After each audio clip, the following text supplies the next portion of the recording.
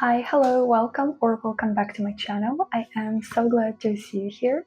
Let's just collectively ignore the fact that it's almost end of September and I will be talking about books I read in summer.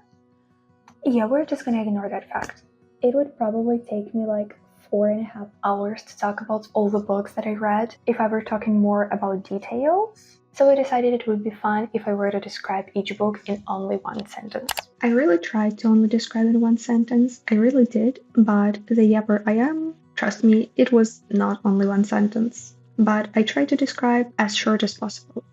And for that reason, I made a little PowerPoint presentation on my laptop that I will be showing you with all the books and their ratings, and it also would kind of be easier for me so. Okay, first I suggest we dive into numbers, so let's talk about my stats. In total, I read 34 books, but 5 of those books I did DNF. And you can already tell that the summer was definitely not really successful for me reading-wise, and also in general, this was probably one of the worst summers I've ever had. So I'm so freaking happy that we are finally into autumn and I'm feeling alive again. I'm feeling alive. These 34 books resulted into me reading 13,459 pages, which it looks like such a huge number, but also at the same time, for some reason, it feels like not that much. It's like 13 saving 6, which when you put it like that, it doesn't sound like much at all. And my average rating for all of these books, some of the DNFs included, is 3.13, which again is extremely freaking low. And yeah, you can tell that it didn't have a lot of 5 stars, and I'm very sad about that. But now that we're finally done talking about stats, let's dive into books I read in June. And the first book I read in June and the summer was Malibu Rising by Taylor Jenkins Reid, which I rated 2.75 stars. It was extremely boring. It's probably one of my least favorite Taylor Jenkins Reid books ever because I didn't enjoy what the story was about. It was mainly focused on different affairs and what those affairs resulted into. Either some drama with partners or a child. And that's the best way I can describe the book. Next, Crier's War by Nina Varela that I rated 3.25 stars. I had extremely high hopes and expectations for this book because everyone who's ever read it rated it extremely high and also only had good things to say about it. However, I might be in the minority when talking about this book because I didn't connect to it at all. For me, it was boring, and even speaking right now, I can't remember what even happened in the book. And that already tells you something. Probably still would recommend, but personally, it wasn't for me, and I doubt I will be continuing this duology. One True Loves by Taylor Jenkins Reid, which I rated 4 stars, and I absolutely love this book. I am so thankful for my friend for recommending it to me because without her, I probably would never have read it, even though the concept always kind of intrigued me and it worked out the best way possible. So I highly recommend you reading it. The Beach Party by Nikki Smith, my first DNF of the summer, and because I read more than half of it, I did give it a rating. I rated it 1 star as all of my DNFs. It was absolutely awfully boring. Nothing was happening at all, and mind you, this is a mystery thriller novel. So shit's supposed to happen, but it did not happen at all. This book Kills by Ravenna Guron, I rated it 4 stars. Even though I did guess pretty much everything in the book, I still really enjoyed and I really love Ravenna Guron's writing style and her characters and her stories in general. Even though this one did read like it was more of middle grade than YA, I still pretty much enjoyed it. Mostly for its boarding school setting and mystery thriller in it. Then I finally started one of the biggest TikTok BookTok sensations, Binding 13 by Chloe Walsh, which I rated 4.25 stars. I would say I did enjoy the book and all the books further in the series that I read this summer. However, I feel like I'm not as obsessed with them as other people are, and I feel very bad for it because they are pretty repetitive, and right now I couldn't tell you half of the things that happened in the book, only like major plot points. And I know that's not a me problem because I've heard other people say it as well, but we have what we have. I still had fun time reading it, just maybe not as good time as other people did. Then I jumped straight into Keeping 13 by Chloe Walsh, and I rated it 4.75 stars. It wasn't a 5-star, unfortunately, because it didn't have such a feeling, and as we all know, 5-star is a feeling, but it still was a fun read, and I liked how it concluded Shannon's and Johnny's story. But again, I'd say I wasn't as obsessed with it as everyone else seems to be. And the last book that I read in June is Legend Born by Tracy Deonn, which I rated 4 stars.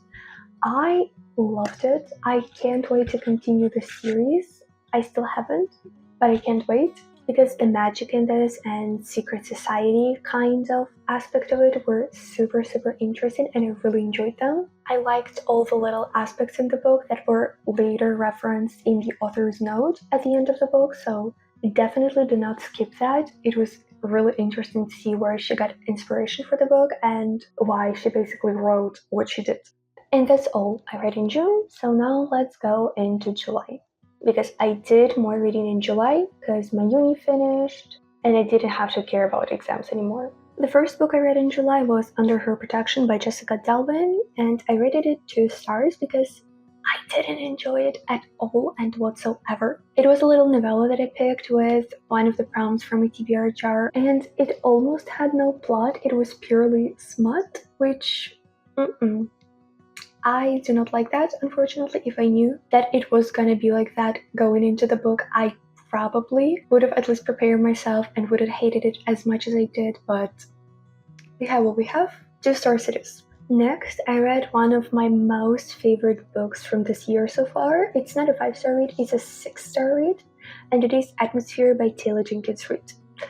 This book is just perfection. I love it so much. Not more than The Seven Husbands of Evelyn Hugo, but it's my second favorite by this author. It talks about NASA and women in NASA and what struggles they face. Plus, there is a big plotline of romance, which it was just a chef's kiss.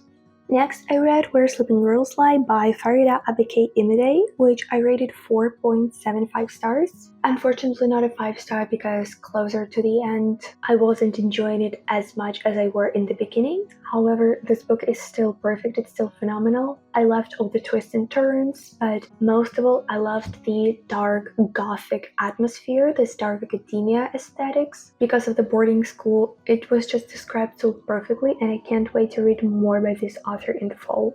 Next, I read Dungeons and Drama by Christy Boyce, which I rated 5 stars. And I did not expect going into it that I would love it as much as I did, and I certainly did not expect that I would give it 5 stars, but hear me out. It was fun, it was sweet, it was one of my favorite tropes ever, which is fake dating, which I will devour probably 80 books with this trope. It had a great friendship aspect as well, and a couple of other subplots that were happening in the book, so I devoured it in one day, in a couple of sittings. It's great. Please read this book. Next I read Reaper at the Gates by Sabati Here, which is her 3rd book in her quartet. I don't remember its name. And I rated it 3.5 stars because it's definitely my least favorite book of the series so far. Even though it didn't feel like a filler book, there was just not as much action happening in it as it was in the previous 2 books, and I didn't like the plot as much as I did, again, in the previous 2 books. However, with how it ended, I just can't wait to read the 4th and final book. Another DNF, Demon Copperhead by Barbara Kingsolver. I read probably like 60-ish% of the book, and I just did not care about the story at all. I've only ever heard good things about the book, so I completely did not expect myself to hate it as much as I did. I was not invested in the story at all. I was not invested in the characters at all, and it's more of a character-driven book rather than a plot-driven one, so keep that in mind if you plan on reading it. I was very much disappointed both in myself and in the book, but I couldn't care less, so I did DNF it. Then I continued the Boys of Thomas series by Chloe Walsh, and I read Saving 6, which I rated 4 stars, because it's probably one of my least favorite books in the series so far. I definitely liked it least, and you kinda can tell by the rating, right? It was just not as interesting, and I didn't feel as connected to the characters. Even though from the first 2 books, I was obsessed and completely and utterly in love with Aoife, because she's Mother. Aoife is mother. I love her, and I was extremely excited to read her books, but for some reason I didn't connect to them as much as I was probably hoping to. Then I read Not Quite Dead Yet by Holly Jackson, which is one of my most anticipated releases of this year. I literally devoured the book in a couple of days, and it was great, it was amazing. I loved the concept, it was definitely something unique. However, I did guess the mystery. I did solve it pretty early in the book, probably like 10-15% into the book. However, Holly Jackson, if I catch you, I cannot forgive her the ending that she gave to the book. It was brutal. It was brutal. Then I read Redeeming Six, which concluded Joey's and Aoife's story, and when I tell you that I did not know that this thing happened in the book, I thought I got all the spoilers possible for the series, but apparently I did not, because I didn't know that this thing happens in the book and that this thing is such a big, major plot point. It's not even a plot point, it's a whole plot of the book. Even though I was that surprised, I still didn't enjoy the book as much as I was hoping to, so 4 stars it is. Last book I read the month is a Ukrainian book by Ukrainian author, so I'm just gonna say that I read this book and I rated it 3 stars. Now let's talk about August. August was my worst month of the summer. I barely left the house. I was staying in all the time, and most of the time I was either crying or reading, but mostly reading. So let's talk about all the books I read, because I read a lot, trust me. The first book I read, which I actually started it at the end of July, is Scythe by Neil Shusterman, and I rated it 2. Why is it 2.27? It's 2.25. It's supposed to be 2.25. I did not like the book at all. Like, I was so sad that I didn't like it, because I was supposed to like it, but I didn't. It was really boring. I did not like and connect with the characters at all. The world, yeah, I would agree, it is unique, it's interesting. I was extremely excited to dive deep into it, but I'm afraid I will not be diving deep into it, because I don't want to continue the series, because I hated this book, so what's even the point? Next, I read my first ever book by Frida McFadden, which was Never Lie, and I loved it. I absolutely loved it. I rated it 3.75 stars. I devoured it in a day, which I rarely read books in a day, because I'm not a fast reader. I am more of an average reader, I'd say. So if I read a book in one day, it means I just couldn't physically put it down. The plot, the twist, and the end had my jaw on the floor, but I didn't rate it higher because some of the twists I just didn't really like, and I felt like they were not really necessary. Then I read Belladonna by Adeline Grace. I rated it 4 stars because I loved it. I knew I would love the book because it has everything that I love. It is fantasy, it has a subplot of romance, it has a subplot or even a big plot of mystery, which I would sell my soul for books like this. Plus, it has this dark, gothic atmosphere to it, which was phenomenal. I really, really loved it. And I really loved Signa and Death. Yeah. Do I need to say more? Then I read The Blue by Lucy Clark because I saw a great review on TikTok, and I was like, yeah, I need it. I absolutely need to read the book. However, as you can see right here, I did not like it. Again, I would say that I am the problem here, because if you like the whole sea, ocean, yachts atmosphere, you probably would enjoy it. Plus, it's a mystery thriller, so all that combined together. However, I'm not that much of a water person, so I did not like it at all. I didn't like the mystery plot. It was not what I like in mystery thriller books, so it was definitely not for me. And then I read the second book in the Belladonna series, which is Foxglove. I actually buddy read it with Bella.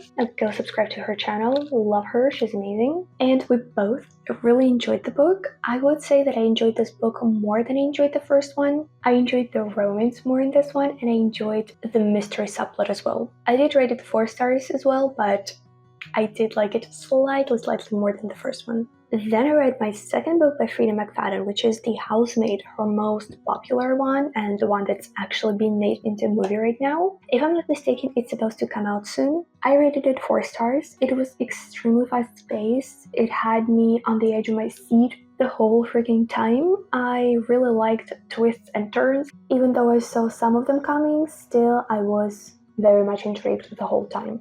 I probably will not be continuing the series though, because I saw that it gets pretty repetitive and there's just no point in continuing it, so we will leave it at that. Then I read the last book in the Belladonna series, which is Wisteria. I'd say I liked it the least out of the whole series, however the romance in this one was definitely my favorite. I definitely liked this couple more than I liked the previous ones, but overall the vibes, the mystery, everything didn't really connect with me. Another DNF, which I did not expect that I would DNF the book. I really thought that it would alter my brain chemistry, it would completely change my life, it will open my eyes to so many things. It did not. It was so boring and so uninteresting. I didn't care for the characters at all and whatsoever, even after the thing that happened, which I kind of knew that this thing would happen when I saw what the chapters were named.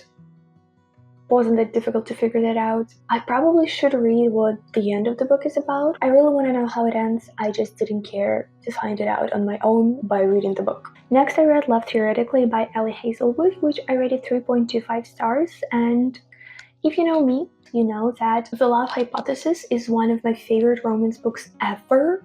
I read this book 3 times. I'm completely in love and I'm obsessed with that book, and it will forever hold a special place in my heart. So when I heard that this book is actually people's favorite, I was like, yeah, I do need to read it. However, I didn't really like it. And I don't even have a reason why I didn't like it. It was purely off the vibe. I didn't connect with any of the characters because I deeply resonate with the FMC. We do share some problems. However, for some reason, I did not connect to the story at all. And I feel so bad about it because why didn't I?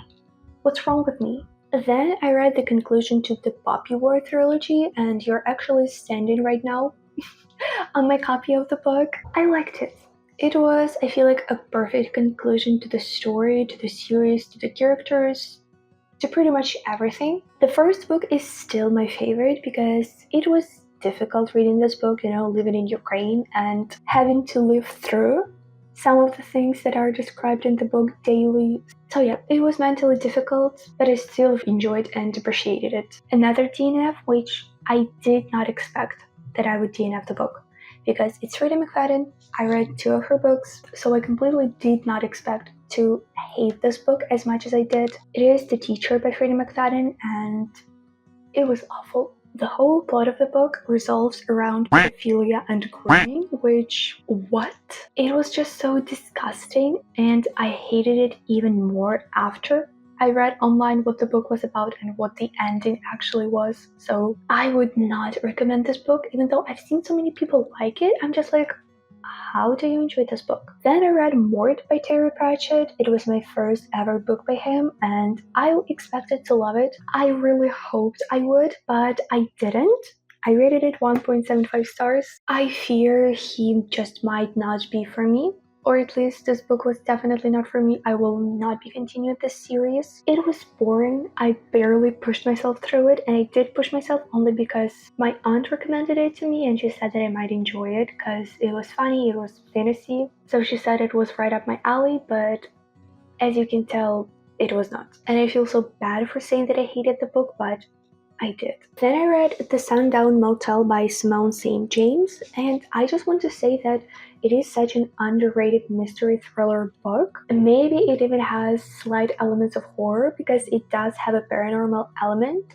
I recommend knowing that going into it if you don't like paranormal stuff. It does involve ghosts, and those ghosts play a pretty big part of the book. And I usually do not like paranormal stuff in my books, but I really enjoyed this one. I don't know why not so many people talk about it. It was really interesting. It has a dual timeline, interesting and intriguing mystery plot where you don't know what's about to happen.